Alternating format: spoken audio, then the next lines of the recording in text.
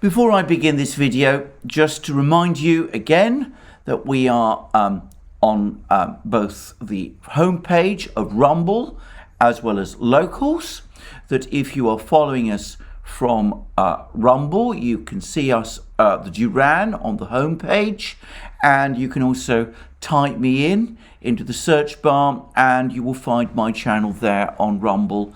Type in Alexander Mercouris and it will take you directly to me. You can also, whichever one of our various channels, the Duran, Alexander Mercouris, Alex Christoforou, whichever one of our channels you watch on Rumble, you can also press the red maroon button at the top and that will take you directly to Locals, to our Locals homepage, where you will see the exclusive content which we are publishing and also can participate in our very active and thriving community there. A community which publishes exclusive content and where I do live streams regularly now every Wednesday. Anyway, enough of that. Let's go on now to discuss the events of the last couple of hours, which have become increasingly zany, or to coin a phrase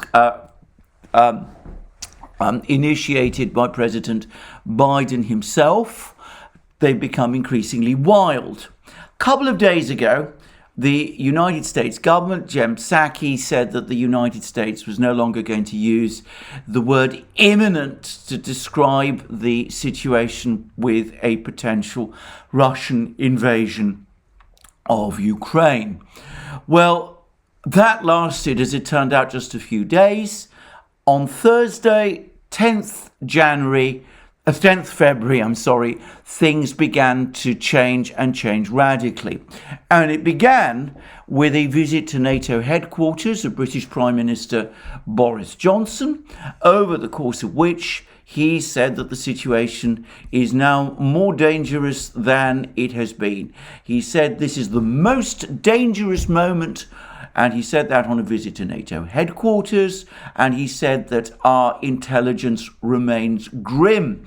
Now, that, by the way, that last phrase has been the object of some humour in Britain.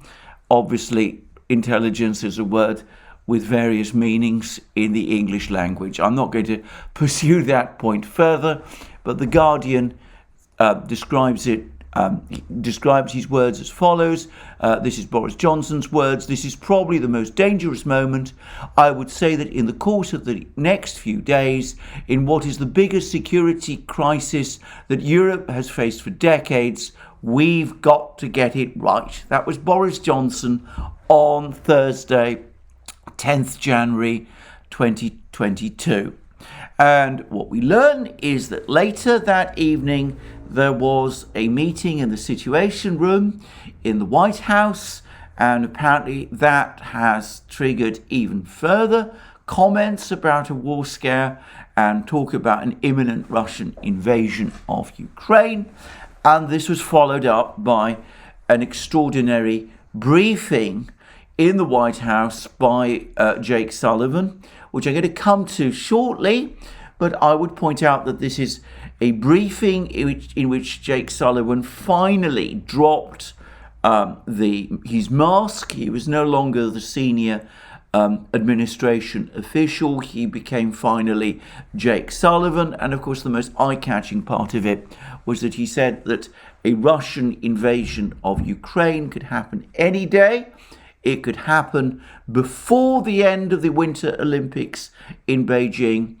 And he said that it was crystal clear that all Americans in Ukraine had to leave.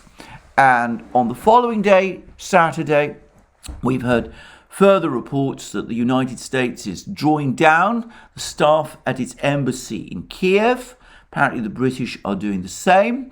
There's even some reports that the entire embassy, what's left of it after most of the staff, the US staff, are recalled to Washington, that what's left of the embassy is going to be relocated to the West Ukrainian city of Lvov.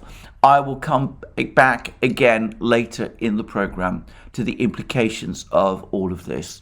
And of course, we've also had further reports over the course of today that the British and presumably the Americans are pulling out all their staff, all their personnel from Ukraine. Note that this apparently includes military personnel who have been training the Ukrainian military. The British are pulling out all their people by Monday. This is the big training mission that was sent there a few days ago to tell Ukrainian troops how to use these light anti-tank weapons that Britain has supplied. Well, that didn't last very long. The entire military mission, not just the people who were sent by Britain to train them to use these light anti-tank weapons, but as it turns out, all the British military staff, including those who've been there for a long time, they're being pulled out too.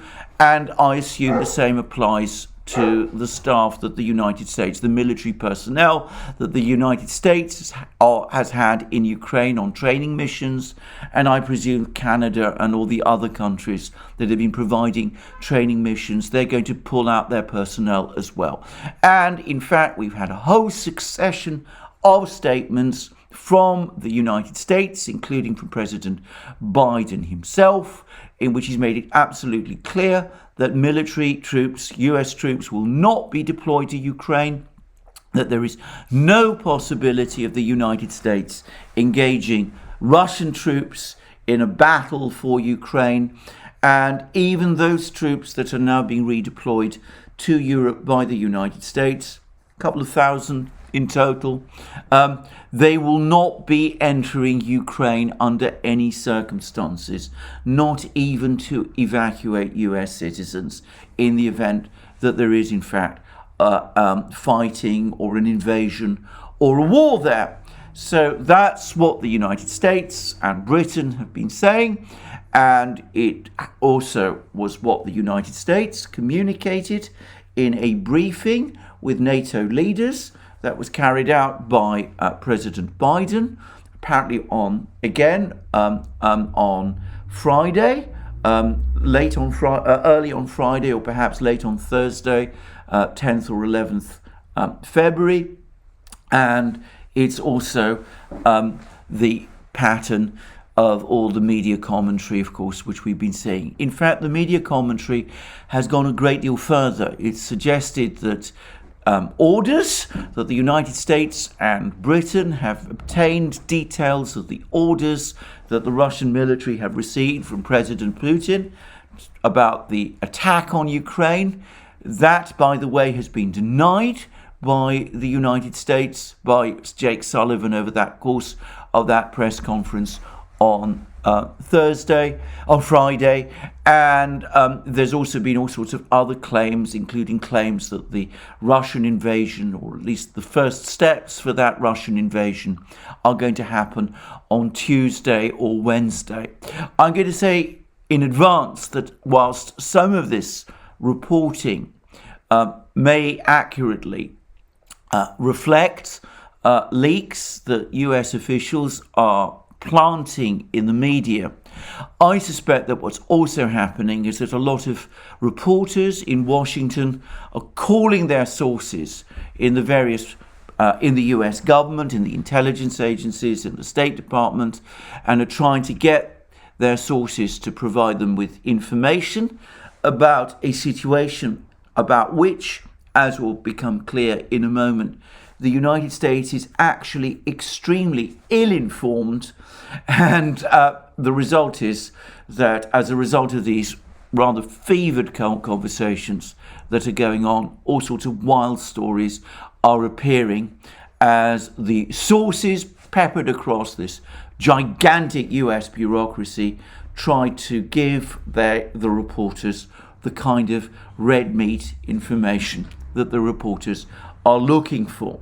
Anyway, all of that is going on, and of course it's now been picked up by the Russians themselves, and the Russians have also said that they're going to pull out some of their staff, their embassy staff, from Kiev and from their various consulates up and down Ukraine, the Russian Foreign Ministry has made it very clear that the embassy and the consulates will continue to operate. So it's not the complete pull-out of embassy staff, or at least it doesn't look like the kind of complete pull-out of embassy staff, leaving just a skeleton crew behind that the Western governments are conducting. And I should say that not all Western governments seem to be following this line. Apparently Germany intends to continue to maintain its embassy in Kiev, at least at the moment, and I gather France as well. And the EU has ruled out pulling out all its staff from Ukraine too. Anyway, that, it seems to me, is a general summary of the situation. So what is happening? Why is this sudden war scare? Why do we have from Thursday 10th February, all this fevered talk of a Russian invasion, of a Russian attack on Ukraine next week? Why is Boris Johnson saying that we're in the most dangerous, critical moment? Why is Jake Sullivan saying exactly the same thing? Well, let's first of all turn to Jake Sullivan's briefing to the media. As I said, there's been all kinds of off-the-record briefings, but I'm just not going to spend any time analysing those because I don't know how well informed the people who are providing these briefings really are. And as I said, the dynamic of these off-the-record comments may be more complicated than appears. It could be, as I said, a case of reporters pressing their sources for information and the sources within the US government coming up with comments which might not be entirely true, but which are intended to maintain or preserve the relationship with the journalists. So I'm going to disregard that, and I'm going to go directly to what Jake Sullivan said. And I'm going to say straight away that if one does, and one reads his comments carefully, it becomes immediately apparent what is behind this particular war scare, or at least what is the information that the United States and Britain are circulating, which is being used to justify this war scare. I say that because, though I'm not going to go through every part of Jake Sullivan's briefing, in fact, I'm not going to discuss it in immense detail either, because to do so would take an inordinate amount of time. It's absolutely clear that Jake Sullivan, the United States government, doesn't know what Russian intentions are. Sullivan makes that point repeatedly over the course of the briefing. He says he doesn't know whether any decision has been made by President Putin to initiate an invasion. I would say that it's always the case with all Western commentary that every Russian decision is attributed to Putin exclusively. If any decision to start a war in Ukraine was made, lots of policymakers in Moscow would be involved, not just Putin himself. But anyway, Jake Sullivan and the press corps all talk about Putin. They clearly don't know what intentions Putin or Russia has. They've got no intelligence about the Russians intending to start a war in Ukraine. And it also turns out that they are profoundly ill-informed about Russian military plans, assuming that there was an invasion. Again, when Jake Sullivan was asked about that, he essentially admitted that the United States doesn't have any information about this, though again, he floated the possibility of a Russian attack on Kiev itself, a Russian advance on Kiev, and an attempt to seize Kiev and install some kind of government there and achieve regime change there. But again, it's clear that this is not based on any actual precise intelligence, any intelligence information about the nature of Russian war plans. The United States has not seen or obtained any Russian war plans. It is inferring possible Russian actions from events on the ground. And it's those events on the ground that I'm now going to turn to. And this is the point at which I'm going to quote Jake Sullivan and what Jake Sullivan said. And it provides us the key to understanding what's been happening since the 10th of January. Why on the 10th of January all these alarm bells started to ring in London, with Boris Johnson's comments, in NATO headquarters and in Washington. What it was that the president and the other officials in the administration, including, of course, Jake Sullivan, were briefed about in the White House on Thursday, 10th February, when all this, as I said, this latest war scare was specifically initiated. And these were Jake Sullivan's words. I'm not going to get into intelligence information, but if you look at the disposition of forces, but in both Belarus and in Russia, on the other side of the Ukrainian borders, from the north, from the east, the Russians are in a position to be able to mount a major military action in Ukraine any day now.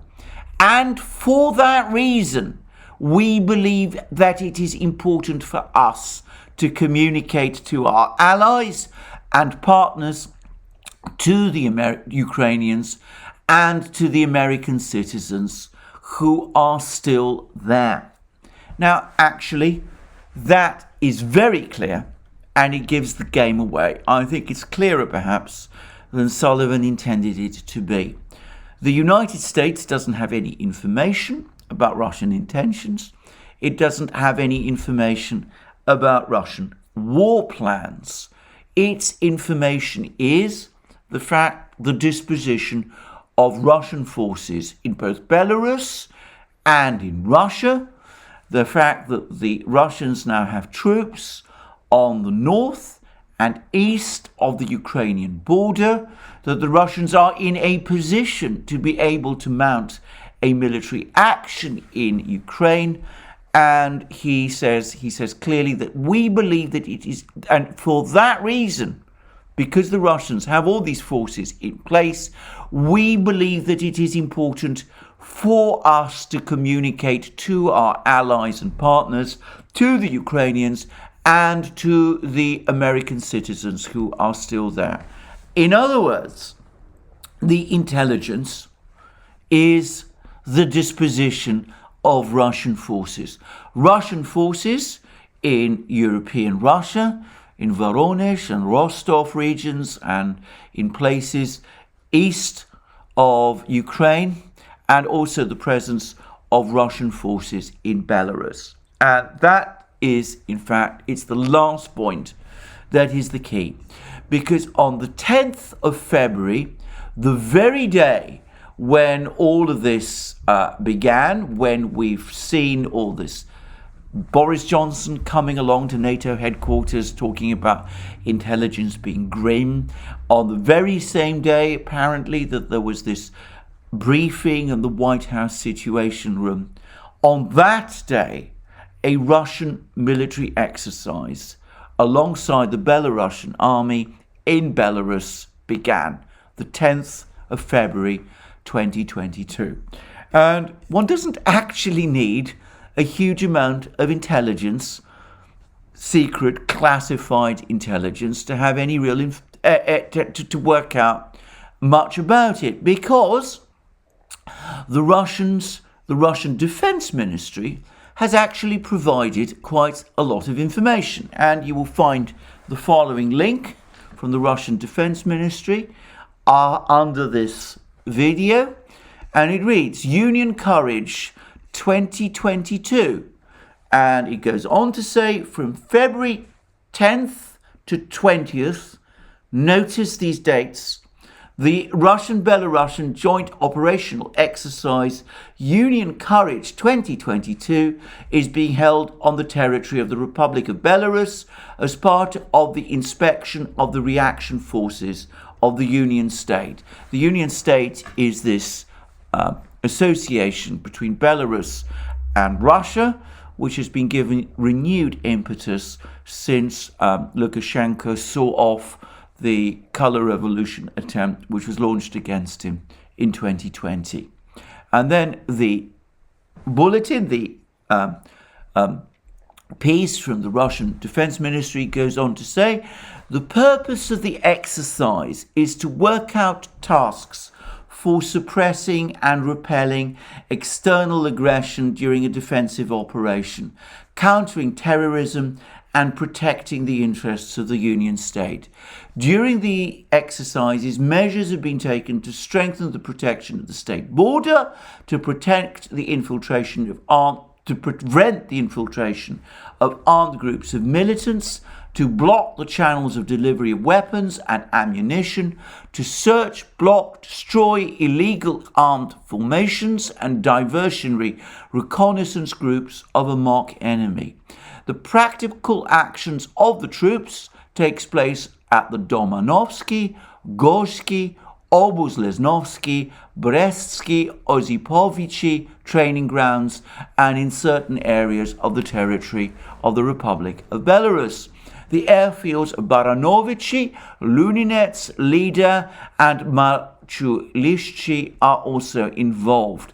And by the way, I should say that alongside this information, this written information, the Russian Defense Ministry has provided a map of where all these exercises are taking place. And I will say in advance that they're taking place all over Belarus, in various training areas all over Belarus. And then it goes on to say that the exercise involved command bodies, military units and formations of the Eastern Military District and the armed forces of the Republic of Belarus. Now, the Eastern Military District relates to forces in Eastern Russia, places like Vladivostok, Kamchatka and all the rest. Troops have been transferred from there to Belarus to engage in these exercises. It includes Sukhoi 35 fighter jets, surface-to-air missiles, including S-400 missiles, and the Russians have provided extensive coverage, video coverage of these exercises. And then the Ministry of Defense information finishes the number of participants in the event, as well as the number of main weapon systems subject to the Vienna document of 2011, do not exceed the parameters defined by it, which are subject to notification.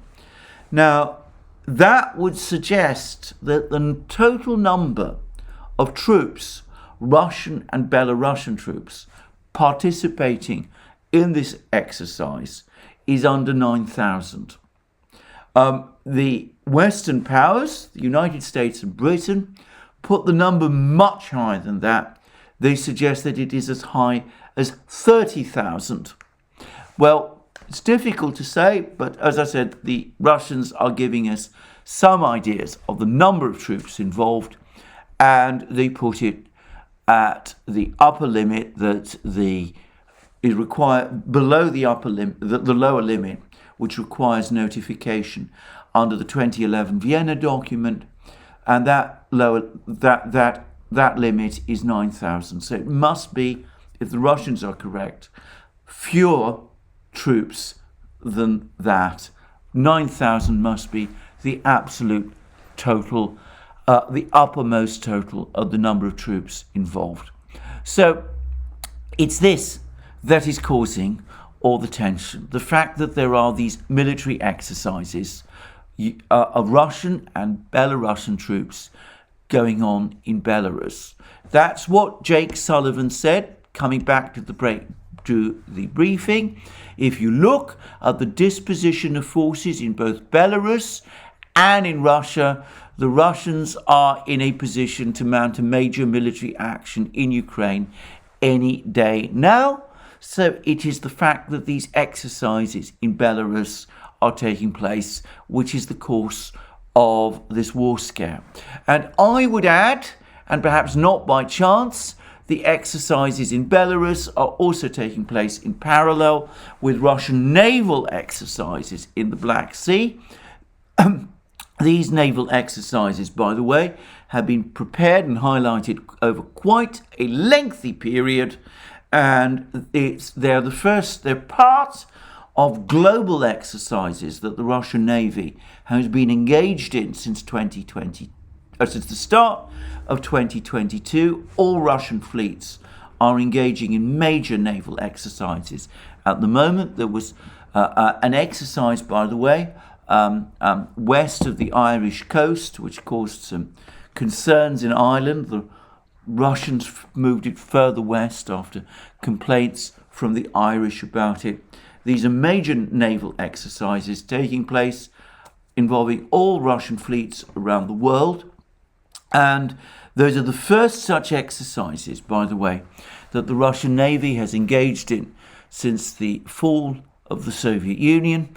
And they've been planned over quite a lengthy period, and they are undoubtedly intended, or were intended, as part of the underlying process of reviving and reconstructing the Russian Navy, which, by the way, was particularly badly hit during the 1990s when the Soviet Union collapsed.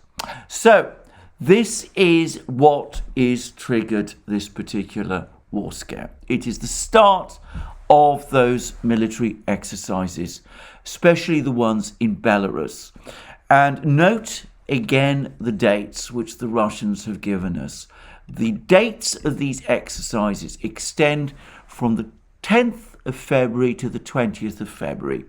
Now, on the 20th of February, the Winter Olympics end, so it's entirely understandable why Jake Sullivan, over the course of that press briefing, said that the Russian attack on Ukraine might be launched before the end of the Winter Olympics in Beijing, because the deadline for the ending of these exercises is said to be 20th February.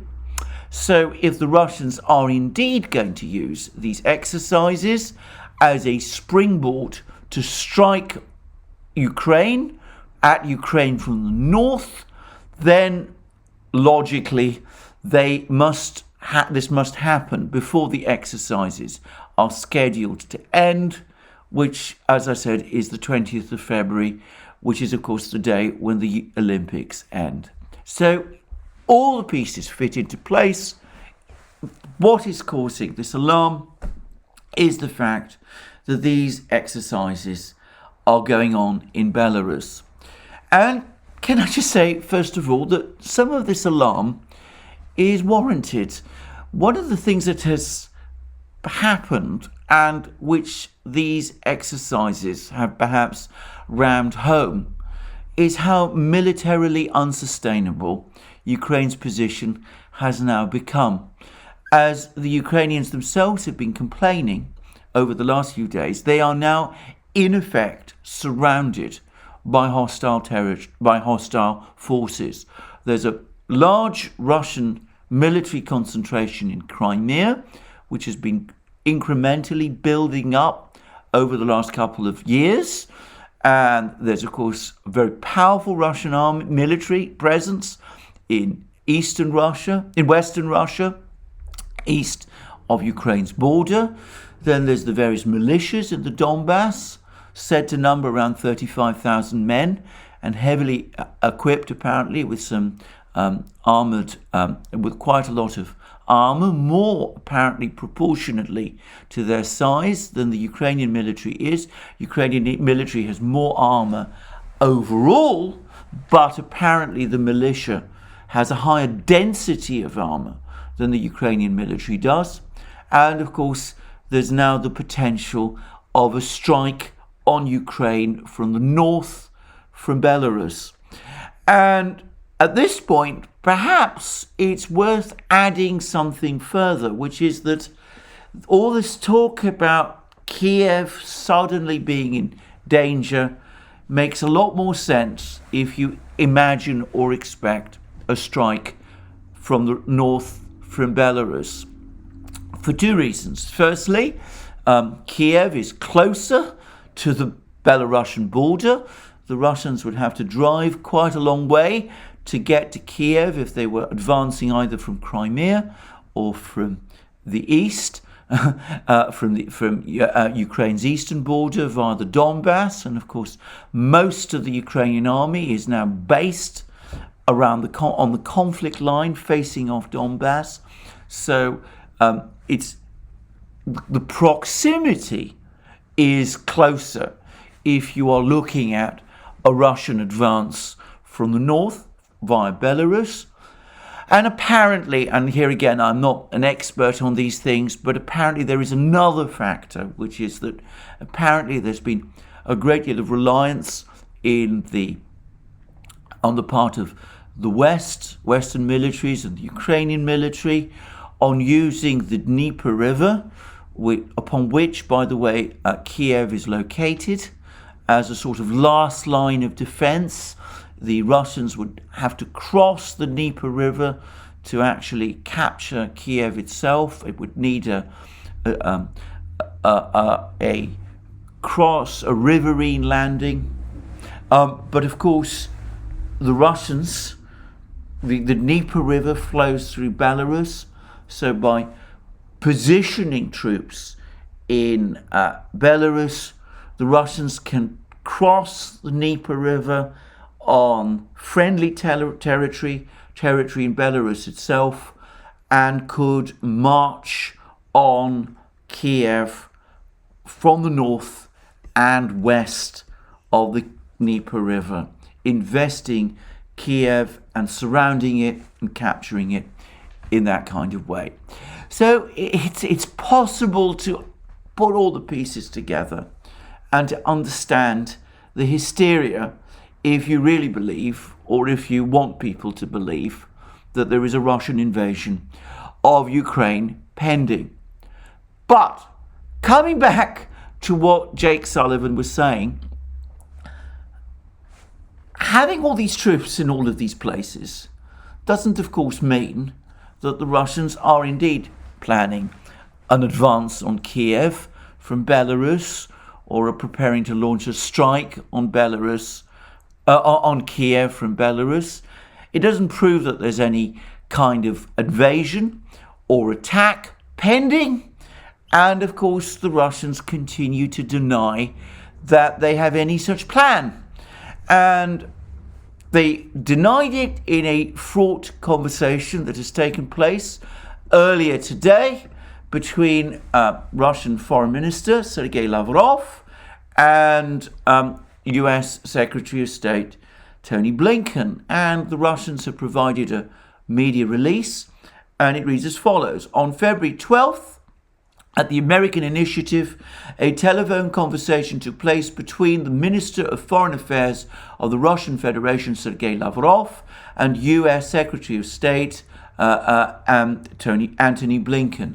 The minister stressed that the propaganda campaign launched by the United States and its allies about Russian aggression, words put in quotation marks, against Ukraine pursues provocative goals, encouraging authorities in Kiev to sabotage the Minsk agreements, and creates harmful conditions to resolve this, for Kiev to resolve the Donbass problem by force.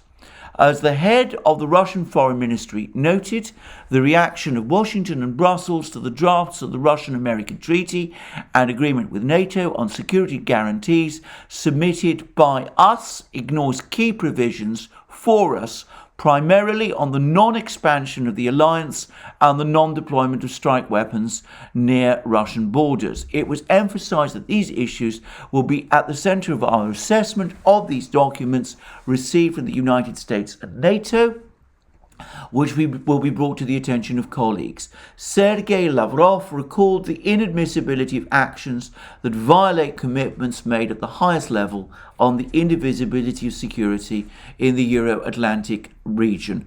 The heads of the foreign ministries also touched upon some topical issues of bilateral relations. The last, by the way, almost certainly relates to this extremely fraught issue of Russian and American diplomatic representation in their respective countries. I'm not going to discuss that today. So we see that Lavrov says that there's been a propaganda campaign launched by the United States and its allies about Russian aggression, that it pursues provocative goals, and that it encourages Ukraine to sabotage the Minsk agreements, and this is harmful to attempts to resolve the Donbass problem, and leaves open the possibility that Ukraine might be intending to do it by force. And the last point is perhaps important because the Russians are saying that all of this media activity, all these statements about a possible war next week might suggest that something is being cooked up in Ukraine itself, and for that reason, that's the reason they're giving for reducing the staff of their embassy in Kiev and their consulates in Ukraine. So, but the essential point is that the Russians again are denying, or at least Lavrov denied to Blinken, that there is a Russian attack against Ukraine being prepared. And the same denial was given on 11th February 2022 in a meeting in Moscow between the Russian Defense Minister Sergei Shoigu and the British Defense Secretary Ben Wallace.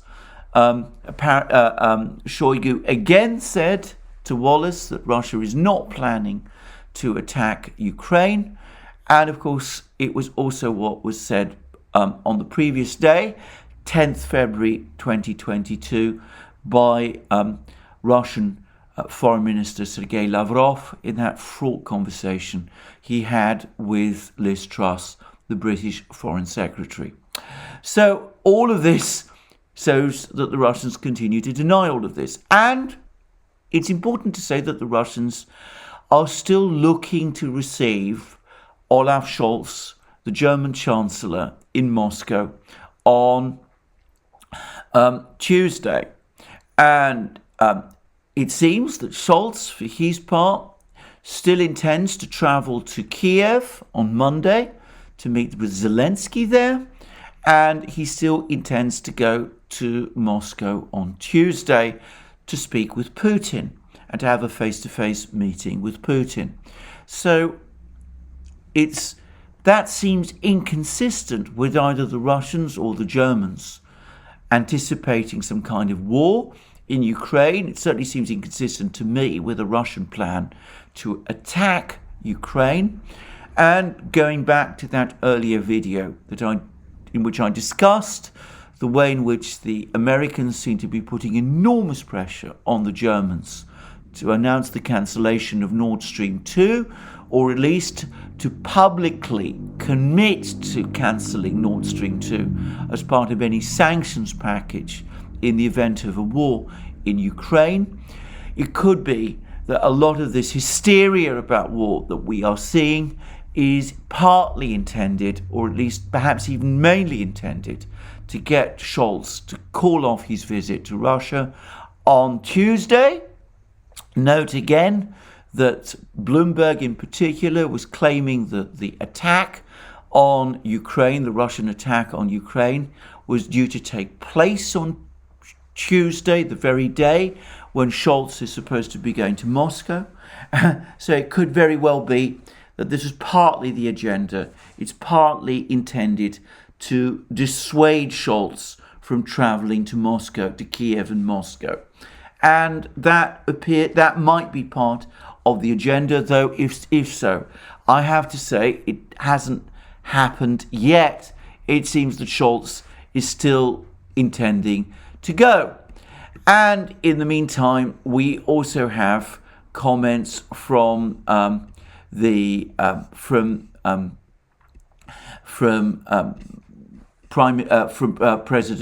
Zelensky, and he apparently is again playing down the danger of war. And I take this from the live feed in the Daily Telegraph. This might not be easy to find, but what the Daily Telegraph, Natalia Vasilyeva, Daily Telegraph correspondent in Kiev, is reporting Zelensky is saying. It says Volodymyr Zelensky, Ukraine's president, has said he did not have 100% certain reports pointing to an imminent Russian attack. Asked if he agreed with the US assessment of the imminent Russian invasion, President Zelensky said on Saturday that Kiev has to study all the information we receive very carefully and be ready for all possible risks, speaking about the media reports that Russia might launch an attack on Ukraine on Wednesday, February 16th. Zelensky sought to play it down, telling a reporter, if you have additional 100% certain information about a Russian invasion of Ukraine, please share it with us. We are aware of all risks and we realize the risks are there.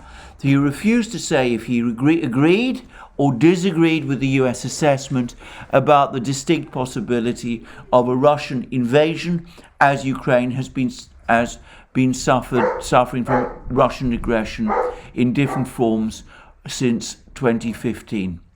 I cannot agree or disagree with what hasn't happened yet.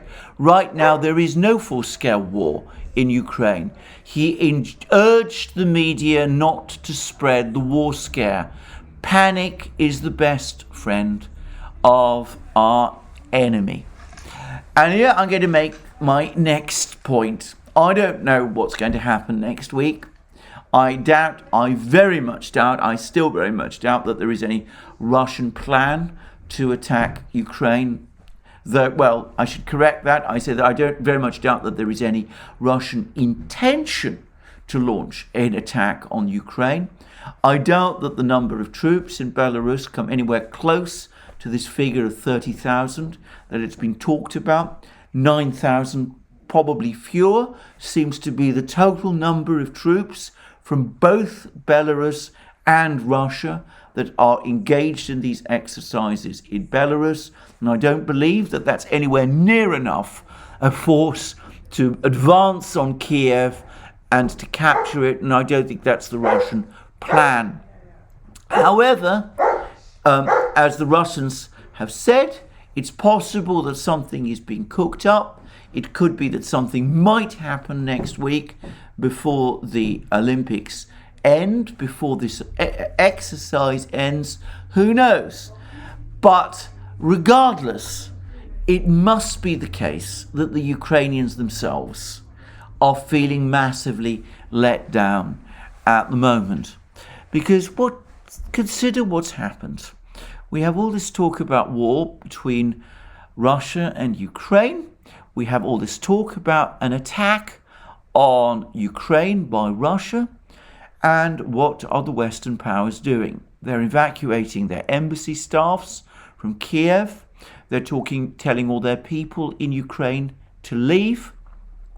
They're pulling out all the troops they have in Ukraine.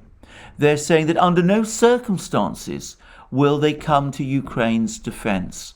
They're saying that under no circumstances will their troops cross into Ukraine if there is a war with Russia. They even said that their troops will not enter Ukraine in order to evacuate their own citizens from Ukraine in the event of a war. All those troops, as I said, who were sent to Ukraine, not large numbers, but some of them, to carry out all those exercises, to train the Ukrainian troops, they're all being pulled out before their training missions have ended, or in the case of the British troops sent to train the Ukrainians in those use of those light anti-tank weapons, before that training has even properly started. So the Ukrainians must feel that all this talk of support for Ukraine ultimately doesn't amount to very much. And it must be particularly bitter that apparently Blinken telephoned the Ukrainian Foreign Minister Kuleba on Friday 11th February, and again assured Ukraine of the US's support, and apparently some kind of letter of support has been sent from the United States to Ukraine. But it's clear that all these statements of support from Ukraine are verbal only. The only thing that the United States is able to do, or is saying it's going to do, is going to impose sanctions on Russia, which of course in a war situation between Russia and Ukraine isn't going to help Ukraine at all. So all this talk about Western support amounts to very little so far as Ukraine itself is concerned. And I come back to that point I have made many times. If the United States is not prepared to fight to defend Ukraine, if NATO is not prepared to fight to defend Ukraine, if, as Biden says, it is inconceivable that US troops could go and fight the Russians in Ukraine because that would start World War III, then why are we still talking about the possibility of Ukraine entering NATO one day? Why are we sticking by this issue of the open door, NATO's fictional open door, which has no actual foundation in the actual language of Article 10 of the 1949 Washington Treaty?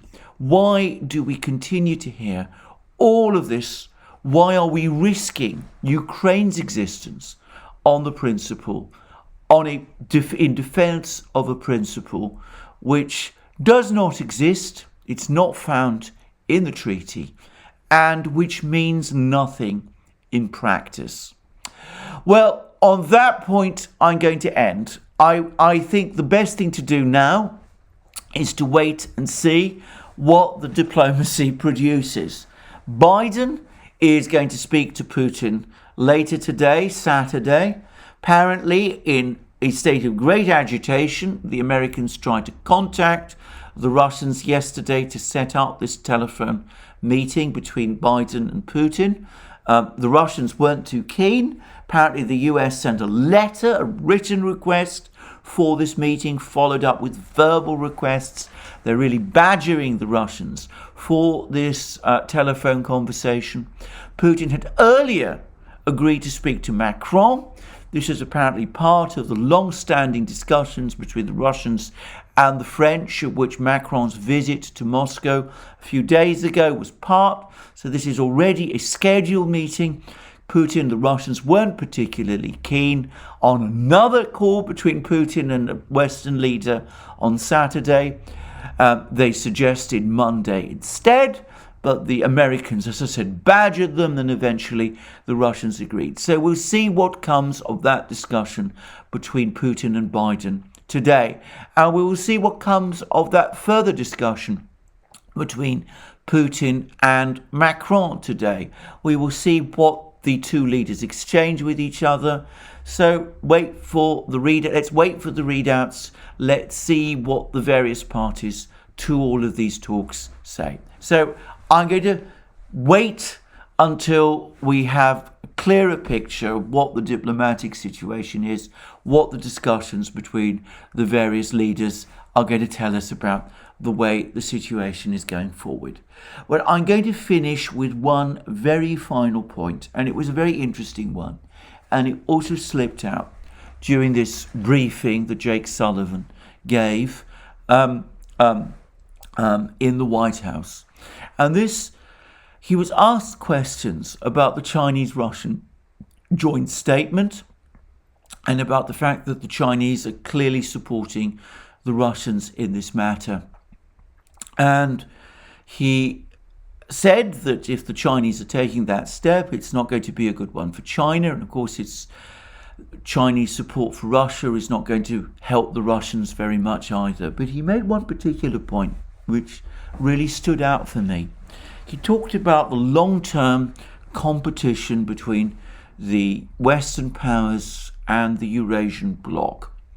And he said that the Western powers, the collective West, the United States and its various allies, its NATO allies, and presumably South Korea and Japan, in aggregate, command 50% of the world's GDP, which is more than the Chinese and the Russians in aggregate do. He put that at just 20%, a figure, by the way, which I suspect is wrong. But anyway, never mind. I found that a very interesting comment because, in effect, it does already amount to a switch of position.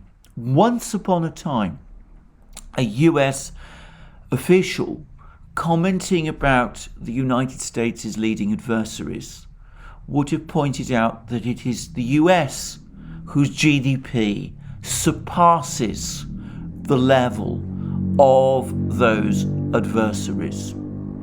This time, Sullivan couldn't say that.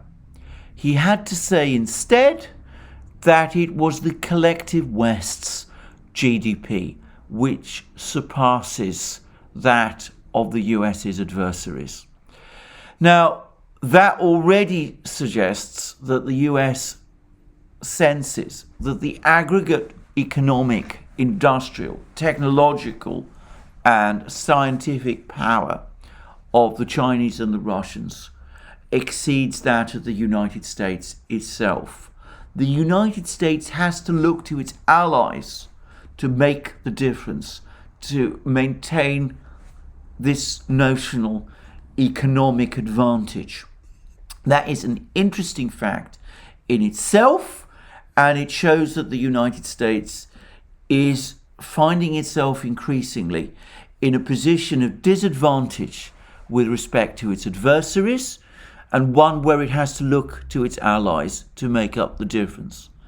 But of course, that again begs the question of whether those allies really do make up the difference in any real sense. And of course, as is well known, the Europeans, the Japanese, and all the rest, in military terms, are simply not an equivalent force to the Eurasians or indeed the Americans. And it's most unlikely, regardless of what happens in Ukraine over the next few days, that that's going to change. I mainly point this out.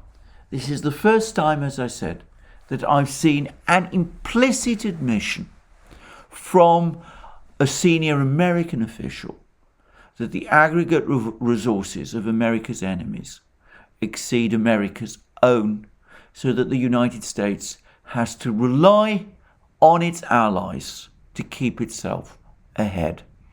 Well, on that somewhat, shall we say, philosophical note, I'm going to end this program. We'll see, as I said, what comes of all these discussions between Biden and Putin and Biden and Macron over the course of today, Saturday. Macron and Putin are going to speak first. Biden and Putin are going to speak later. Macron's call with Putin, as I said, was already scheduled. Biden's call with Putin has had to be hurriedly agreed, and we'll see what comes of it. And we will also see whether or not Olaf Scholz does indeed persist with his trips to Kiev and Moscow next week, or whether he will succumb to the, I suspect, very intense pressure that he's coming under behind the scenes to get him to call this visit off. Anyway, we will see what happens and how events play out. But certainly it's been a wild couple of hours, and we must look forward to a wild couple of days. Thank you very much for joining me again today for this program. I look forward to you joining me in future programs on this channel and on our main channel, the Duran. You'll find links under this video, and of course you'll also find links to Alex's channel. And of course, please remember to look us up on Rumble and Locals, as I discussed at the start of this video, and on our various other platforms as well. Again, you'll find links under this video too. And you can support our work via Patreon and Subscribestar, links under this video also. And of course you can go to our shop and buy the amazing things you will find there, our Duran mugs, our t-shirts, our bomber jackets, the new ones that are coming out on Monday. You can see I'm wearing one. And of course you can also support us by ticking the like button to this video and by checking the subscription to this channel. Thank you for joining me again today. More from me soon.